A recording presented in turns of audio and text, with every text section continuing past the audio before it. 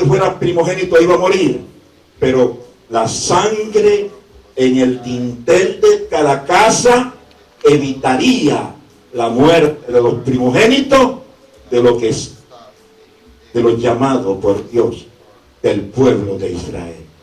Y eso aconteció en ese mes, y el mes 14 salieron en 49 días, llegaron al monte Sinaí, que fue donde Dios premió a ese pueblo con la palabra que hoy nosotros predicamos, la ley de Dios. Eso pasó, hermanos, en este mes.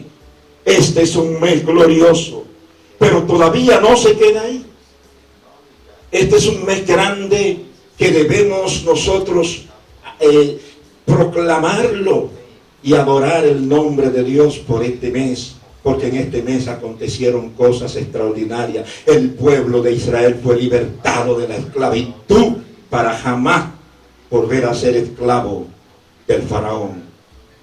Hermanos míos, pero en este mes también será algo muy importante, precisamente el día 10. Caía domingo, y ese domingo fue el domingo pasado. ¿Cómo se llama ese domingo? Domingo de Ramos. Ese día también se inaugura algo muy importante. A pesar de que había una agenda extraordinariamente cargada de nuestro Señor Jesucristo, pero ese día, hermano, ese día entra Jesús a la ciudad, y allí es victoriado, como decíamos el domingo.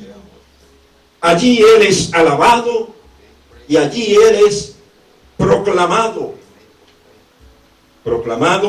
rey, a pesar de que Él no vino a gobernar a la fuerza, pero fue proclamado como rey. Cristo, nuestro Señor, dio inicio ese domingo de Ramos a su ministerio en un ambiente de muchas discordias y de diversas corrientes políticas religiosas, como son, hermanos, aquellos grupos que estaban en ese entonces, los saduceos, que estaban acomodados al imperio, los fariseos, que apegados a la observancia de los rituales o la forma de vida pagana, allí estaban ellos tratando de mantener su grupo. Los samaritanos, estos solo reconocían el templo y más nada, o los lugares donde habían estado los antiguos.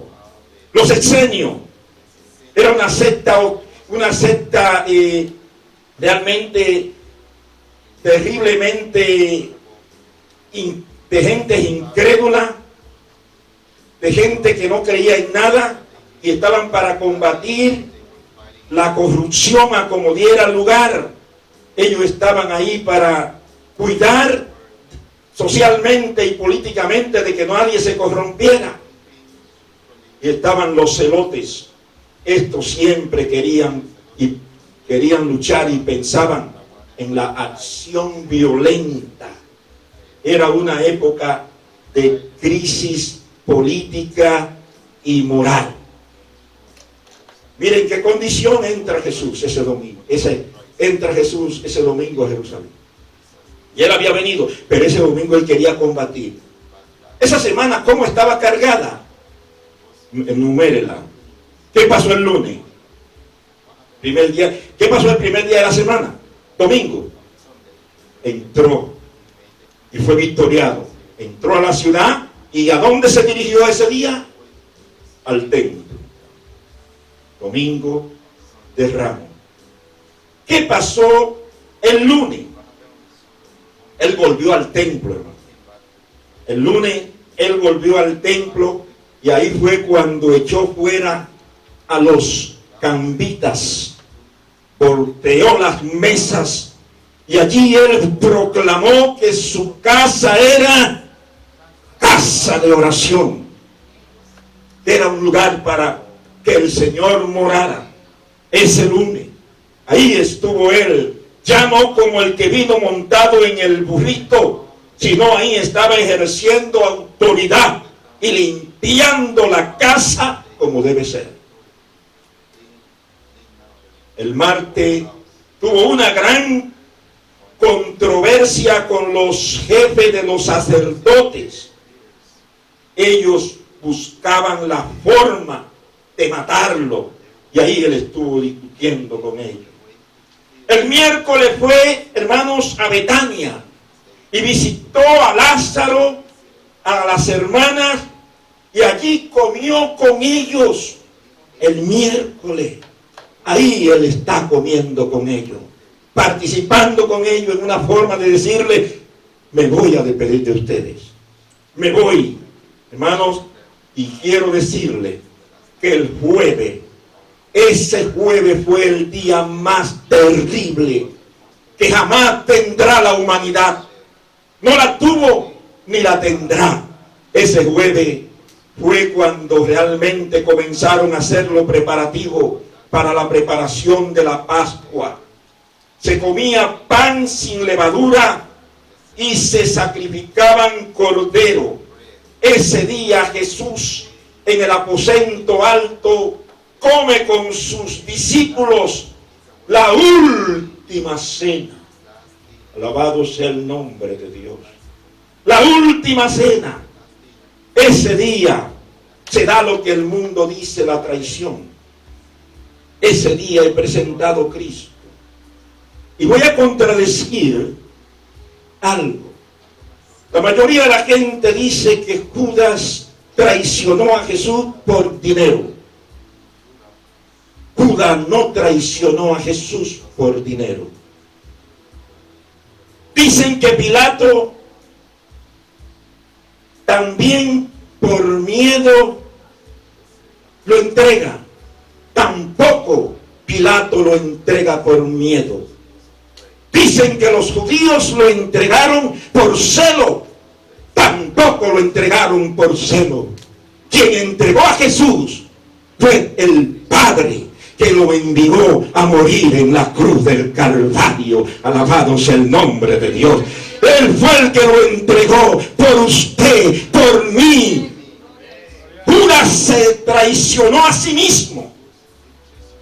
Y la gente dice que se traicionó a sí mismo porque traicionó su honestidad, traicionó su seriedad, traicionó su dedicación, traicionó lo que no debía traicionar, pero cargó en él el peso de la traición que lo abrumó y lo llevó a la muerte, donde él tuvo que decidir porque no podía con el peso horrible de haber hecho lo que hizo. Traicionarse a sí mismo delante del Señor. ¿Y cómo le iba a ver la cara a los discípulos? ¿Cómo iba a compartir con ellos? Quien entregó a Jesús fue el Padre, porque de tal manera amó Dios al mundo que dio a su Hijo único, para que todo aquel que en él cree no se pierda, sino que tenga la indelicadeza de Judas. Es condenable y detestable, pero alguien lo iba a hacer. Estaba establecido que alguien lo hiciera, y si estaba establecido que alguien lo hiciera, pudo haber sido Pedro, pudo haber sido Juan, pero le tocó a él. Y Jesús lo sabía, porque en la cena él dijo: y se acerca el que hoy me entrega. Oiga bien, Jesús lo sabía, pero el plan no se podía cambiar, porque el plan estaba establecido por el Padre, de que Cristo vendría a la tierra y moriría para salvarnos a nosotros. Y ese domingo, hermanos, creo que cayó 17 de este mes. Hoy, este día, este día, después del jueves haber sido llevado al martirio y al maltrato y habérsele quitado la vida, y el viernes llevado allí a ser sepultado, Dios el sábado y el domingo nos da la gran victoria. El domingo, ustedes saben que Cristo se va para decirle al Padre una cosita que nosotros debemos saber. Padre, he cumplido con mi palabra y he cumplido con tu decisión. La iglesia ha sido liberada.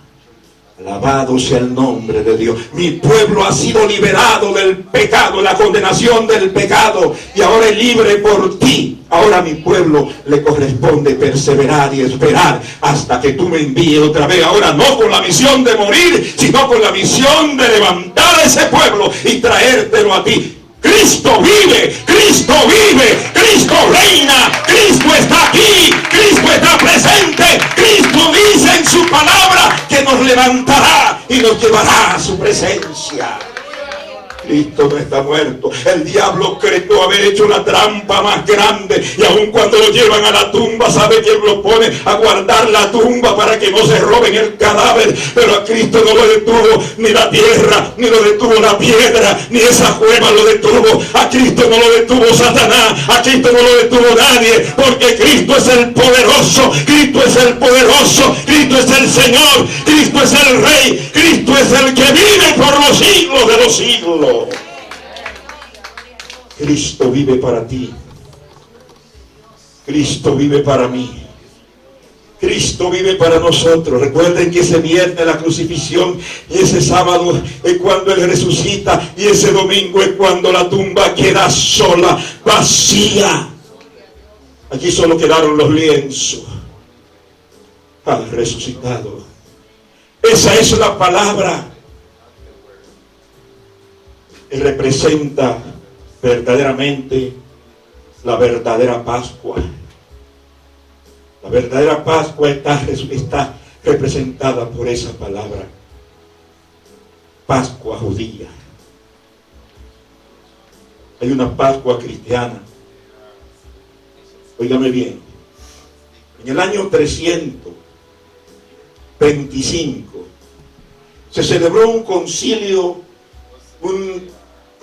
una reunión de todos los religiosos, que se llamaba el Concilio de Nicea.